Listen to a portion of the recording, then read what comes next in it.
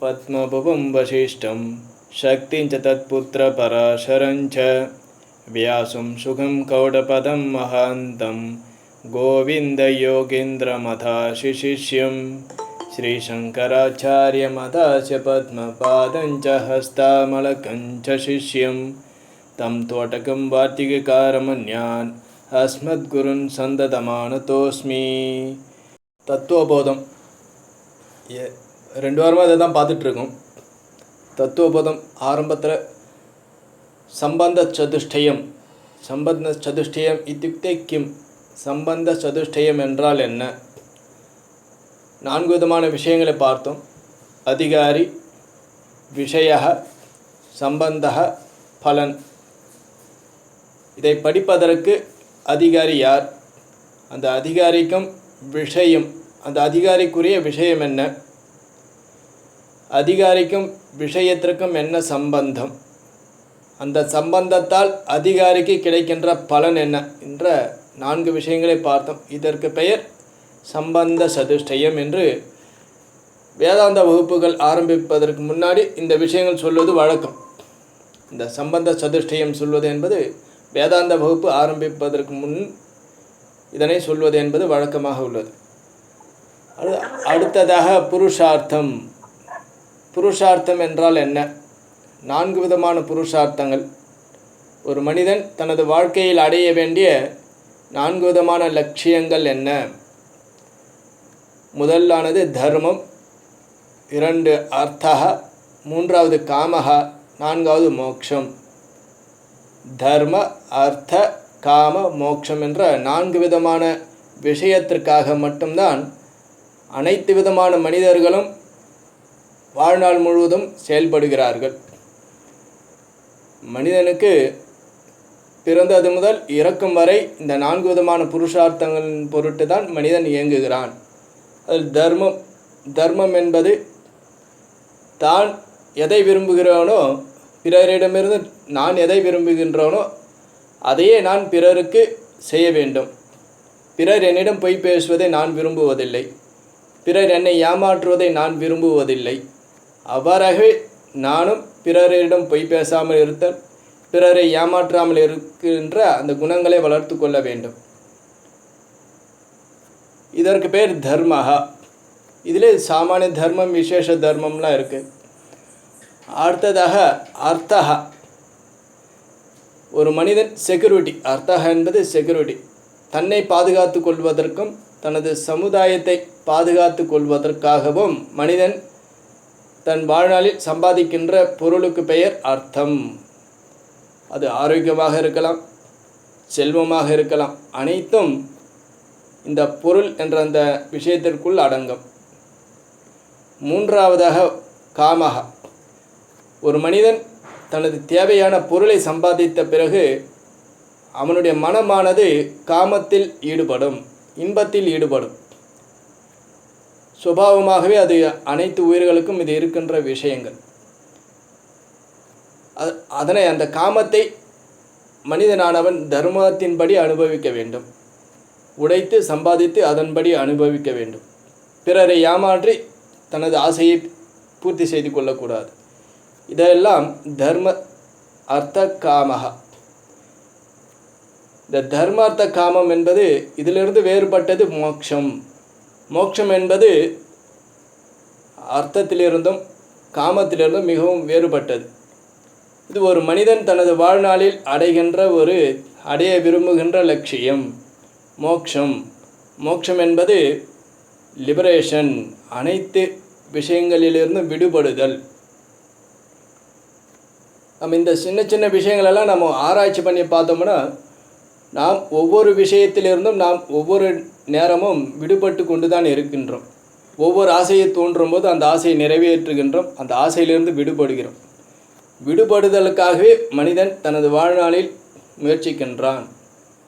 இதனைத்தான் நாம் liberation free, சுதந்திரம். சுதந்திரத்து வேட்கையானது ஒவ்வொரு மனிதனுக்கும் இயற்கையான தூண்டுதலாகவே இருக்கிறது.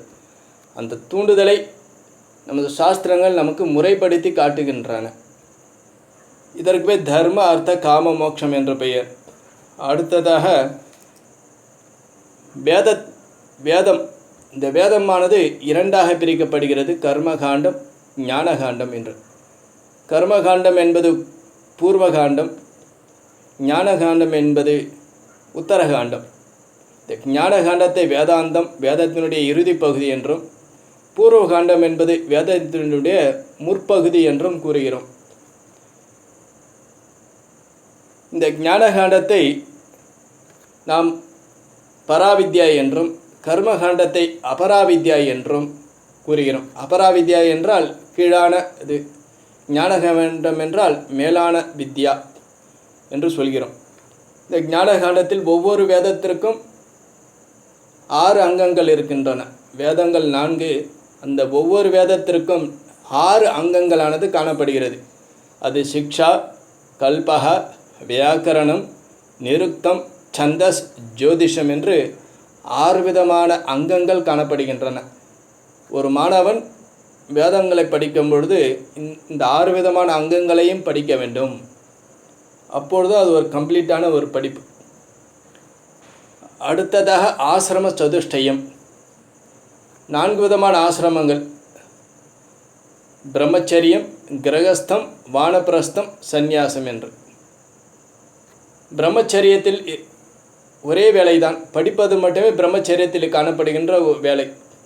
கிரகஸ்தாசிரமத்தில் தான் படித்த கர்மங்களை அங்கு பிரயோகம் செய்தல், யஜ்ஞங்கள், யாகங்கள், தர்மம் செய்து தானம் செய்தல், குடும்ப வம்சத்தை விருத்தி செய்தல், இதெல்லாம் கிரகஸ்தாசிரமத்தில் காணப்படுகின்ற விஷயங்கள். அடுத்ததாக வானப்பிரஸ்தம். வானப்பிரஸ்தம் என்பது தன்னுடைய பொறுப்புகளை முறையாக அடுத்த தலைமுறையிடம் ஒப்படைத்துவிட்டு தான் அந்த பொறுப்பிலிருந்து விடுபடுதல். தன்னை தியானத்திலும் ஆத்ம விசாரத்திலும் தன்னை ஈடுபடுத்திக் கொள்வதற்கு பெயர் வானப்பிரஸ்தம். சந்நியாசம் என்பது அனைத்து விதமான தலைகளிலிருந்து விடுபடுதல். சந்நியாசத்தை நாம் 2ஆக பிரிக்கிறோம்: வித்வத் சந்நியாசம், விவிதிதா சந்நியாசம். விவிதிதா சந்நியாசம் என்பது படிப்பதற்காக மேற்கொள்கின்ற சந்நியாசம். அதாவது இந்த ரியாலிட்டி, வாழ்க்கையினுடைய தத்துவம் என்ன என்பதனை உணர்வதற்காக படிக்கின்ற சந்நியாசத்திற்கு பெயர் விவிதிதா சந்நியாசம். அவர் சந்நியாசம் மேற்கொள்ளவில்லை, படிப்பதற்காக சந்நியாசம் வாங்கி கொண்டார். அடுத்ததாக இருக்கிறது வித்வத் சந்நியாசம். வித்வத் சந்நியாசம் என்பது படித்து முடித்த பிறகு ஏற்றுக்கொள்கின்ற சந்நியாசத்திற்கு பேர் வித்வத் சந்நியாசா. இப்படி 2 விதமான சந்நியாசம் சொல்கிறோம். மேலும் சந்நியாசம் வாங்கி கொண்டவர்கள் 4 விதமான சந்நியாசங்கள் இருக்குது. அது வேறொரு விஷயத்தில் வரும்போது அதனை பார்ப்போம். இப்படி இந்த சந்நியாச ஆசிரமம் 4. இங்கு நாம் படிக்கப் போவது வேதாந்தத்தினுடைய விஷயங்களை கூறுகின்ற தத்துவபோதம் என்ற ஒரு பிரகரண கிரந்தம். பிரகரண கிரந்தம் என்பது வேதத்தினுடைய கருத்துக்களை ஆச்சாரியர்கள் ஏதாவது ஒரு சில விஷயங்களை எடுத்துக்கொண்டு விளக்க முற்படுவதற்கு பெயர் கிரந்தம் என்று பெயர். அதனை இங்கு எளிமையாக நமக்கு புரிகின்ற விஷயங்களில் இங்கு உபதேசித்து உள்ளார்கள். இந்த தத்துவபோதம் என்பது பாலப்பாடம். வேதாந்தத்தில் நுழைவதற்கு முன் நிற்கின்ற பாலப்பாடம் தான் இந்த தத்துவபோதம் என்பது. இதில் சில விஷயங்களெல்லாம் கூறுவார்கள். மாயா, அத்தியாசம், அபவாதம் என்ற சில வார்த்தைகளெல்லாம் சொல்லுவார்கள். அந்த வார்த்தைகளுக்கு அர்த்தம் என்ன என்பதனை இங்கு இந்த தத்துவபோதத்தில் விளக்கப்பட்டுள்ளது. அடுத்ததாக மனிதனுக்கு தான் முழு சுதந்திரமானது கொடுக்கப்பட்டுள்ளது. மற்ற உயிர்களுக்கு கொடுக்கப்படாத சுதந்திரம் மனிதனுக்கு மட்டுமே கொடுக்கப்பட்டுள்ளது. ஆகவேதான் மனிதனால் ஒரு விஷயத்தை கர்த்தும் சக்கியம், அகர்த்தும் சக்கியம், அந்யதாவாக கர்த்தும் சக்கியம். ஒரு செயலை செய்யலாம் அல்லது வேறு விதமாக அந்யதாவாக கர்த்தும் சக்கியம், வேறு விதமாக செய்யவும் முடியும். அகர்த்தும் சக்கியம், ஒரு செயலை செய்யாமல் இருக்கவும் முடியும். யாரால்? மனிதனால். ஏனென்றால் அவனுக்கு மட்டும்தான் நாங்கள் சுதந்திரமானது கொடுக்கப்பட்டுள்ளது. அதனால தான் எங்கே சுதந்திரம் இருக்கோ அங்கு மிஸ்யூஸ் பண்ணுவாங்க, எங்கே சுதந்திரம் இல்லையோ அங்கே அடக்க ஒடுக்கமாக இருப்பார். இப்போது இது நம்முடைய சாஸ்திரமானது நமக்கு கொடுத்து இருக்கின்ற ஒரு சுதந்திரம். ஒரு பிரம்மச்சரியத்தில் இருக்கும்பொழுது, கிரகஸ்தனாக இருக்கும்பொழுது உன்னுடைய தேவைகள் என்னென்னவோ அதெல்லாம் செய்து கொள்வதற்கு நமது சாஸ்திரமே நமக்கு அனுமதி கொடுக்கிறது. எப்பொழுது இந்த வானப்பிரஸ்த ஆசிரமத்தில் நுழைகிறாயோ, அடுத்தது சந்நியாச ஆசிரமத்தில் நுழையும் பொழுது அங்கு சில கட்டுப்பாடுகள் நமக்கு விதிக்கப்படுகிறது. கிரகஸ்தர்களும் கட்டுப்பாடு இருக்கிறது. அந்த கட்டுப்பாடுகள் என்ன என்பது அது தர்மசாஸ்திரம் படிக்கும்பொழுது அங்கு நிறைய விஷயங்கள் அங்கு சொல்லப்பட்டுள்ளது. ஆக ஒவ்வொரு ஆசிரமத்திற்குரிய தர்மங்கள் என்னென்ன என்பதனை சொல்வதெல்லாம் பூர்வகாண்டம் இருக்கிறது, ஞான காண்டமாகவும் பிரிக்கப்பட்டுள்ளது. இப்போது இந்த மனிதனுக்கு சுதந்திரமானது முழுமையாக கொடுக்கப்பட்டுள்ளதால் அவன் மற்ற விலங்குகளிலிருந்து தன்னை வேறுபடுத்தி காட்டிக்கொள்கிறான்.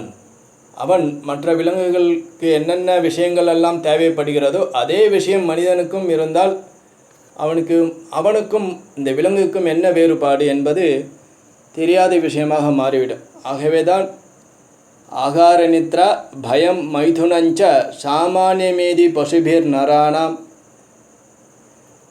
தர்மோஹி தேஷாம் அதிகோ விசேஷः தர்மேன ஹீனः பசுபிர் சமானः.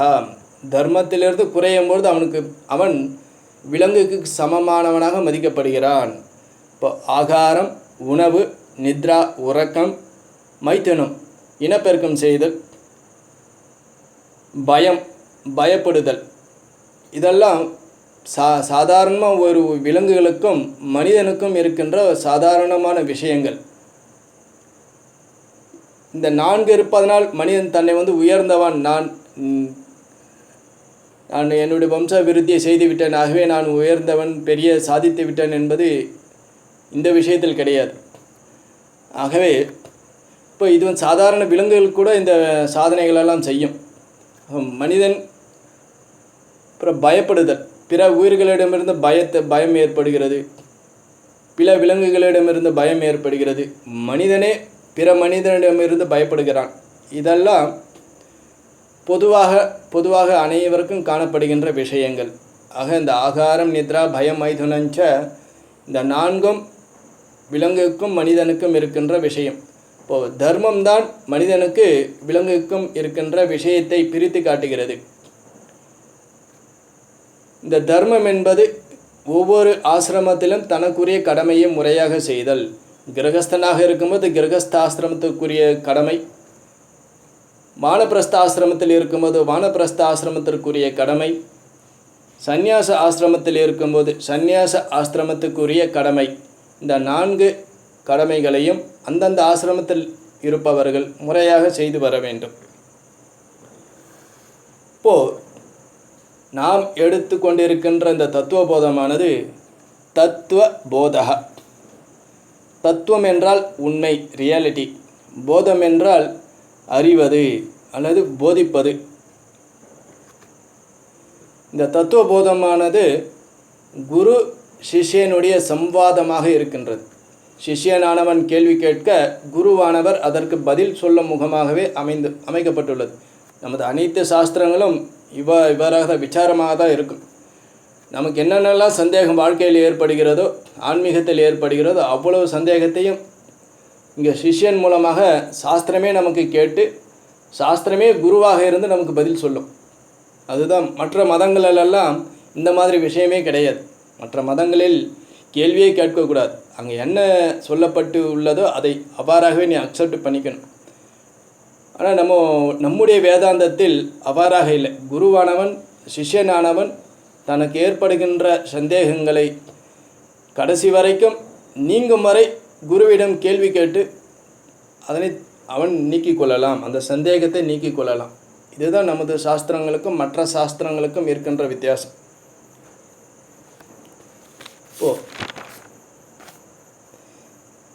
இங்கே முதலாவதாக சொல்லப்பட்டுள்ள ஸ்லோகமானது வாசுதேவேந்திர யோகேந்திரம் நத்வா ஞானப்பிரதம் குரும் முமுக்ஷூணாம் ஹிதார்த்தாய தத்துவபோதோ அபிதீயதே. பொதுவாக ஒரு கிரந்தத்தை எழுதும்போது அந்த எழுதுபவருக்கு விக்னங்கள் இல்லாமல் இருக்க வேண்டும். எழுதுகின்ற காரியம், எடுத்த காரியம் நம் பரிபூர்ணமாக முடிக்கும் வரை எந்த விதமான தடைகளும் இல்லாமல் இருப்பதற்காக தான் நமது முன்னோர்கள் இறை வணக்கத்தை வைத்துள்ளார்கள். எந்த ஒரு சாஸ்திர நூலை எழுதுபவர்களும் இறை வணக்கத்தை ஆரம்பிக்காமல் உரை எழுதுவது என்பது சம்பிரதாயத்தில் இல்லவே இல்லை. அவ்வாறாக எழுதப்பட்ட உரையை எழுதாத, மங்களாச்சரணம் இல்லாமல் எழுதப்பட்ட நூல்களெல்லாம் முடிக்காமல் அப்படியே பாதியிலே இருக்குது. ஆகவே தான் நமது சாஸ்திரங்களில் ஆரம்ப காலகட்டத்தில் இந்த எழுதும்பொழுது ஒரு மங்களாச்சாரணம், பிரார்த்தனை அப்படின்னு சொல்லுவோம். இங்கே முதல்ல சொல்லப்பட்டு இருக்கின்ற விஷயம் வாசுதேவேந்திர யோகேந்திரம் நத்வா ஞானப்பிரதம் குரும் முமுக்ஷூணாம் ஹிதார்த்தாய தத்துவபோதக அபிதீயதே. கிரந்தத்தினுடைய பூர்த்தியார்த்தம் இந்த பிரார்த்தனையானது சொல்லப்பட்டுள்ளது. கிரந்தமானது எந்த விதமான விக்னம் இல்லாமல் நிறைவடைய வேண்டும் என்பதற்காக இந்த பிரார்த்தனையானது செய்யப்படுகிறது. ஆரம்பத்தில் செய்யப்படுகின்ற பிரார்த்தனை விக்னம் இல்லாமல் நிறைவடைய வேண்டும் என்பதற்காக. முடிந்த பிறகு செய்யப்படுகின்ற பிரார்த்தனையானது இந்த கிரந்தம் முழுமையாக நிறைவடைந்தது அதற்கு நன்றி சொல்லும் முகமாக அந்த பிரார்த்தனையானது நமது சாஸ்திரத்தில் இது சம்பிரதாயமாக இருக்குது. முதல்ல குருவை வணங்குவது எதற்காக என்றால் ஞானத்திற்காக. குருவை எதற்காக வணங்க வேண்டும்? ஞானத்திற்காக குருவை வணங்க வேண்டும். பிறகு ஞானம் வந்த பிறகு எதற்காக குருவை வணங்க வேண்டும் என்றால் ஞானத்தை கொடுத்த அந்த நன்றிக்காக எப்பொழுதும் குருவை வணங்கி கொண்டே இருக்க வேண்டும். இது ரெண்டு விஷயமும் எப்பொழுதும் நம்ம சம்பிரதாயத்தில் காணப்படுகின்ற ஒரு விஷயம். இது முன்னாடி இருப்பது கிராட்டிடியூட், பின்னாடி இருப்பது ஆட்டிடியூட். வாசுதேவேந்திர யோக இந்திரஹா, இது ஏதோ சங்கராச்சாரியரால் எழுதப்பட்ட ஒரு விஷயம். இது ஆதிசங்கரர் எழுதினாரா அல்லது வேறு ஏதாவது ஒரு ஆச்சாரியரால் எழுதப்பட்டதா என்பது தெளிவாக இல்லாவிட்டாலும் ஏதோ ஒரு அந்த சம்பிரதாயத்தில் இது சொல்லப்பட்டுள்ள ஒரு விஷயம். இது நமக்கு இப்போது பிறகு படிக்கிற மாணவர்களுக்கு இந்த விஷயமானது மிகவும் எளிதாக இருக்கின்றது புரிந்து கொள்வதற்காக. வாசுதேவேந்திர யோகீந்திரம். வாசுதேவேந்திரஹா என்றால் கிங் ஆஃப்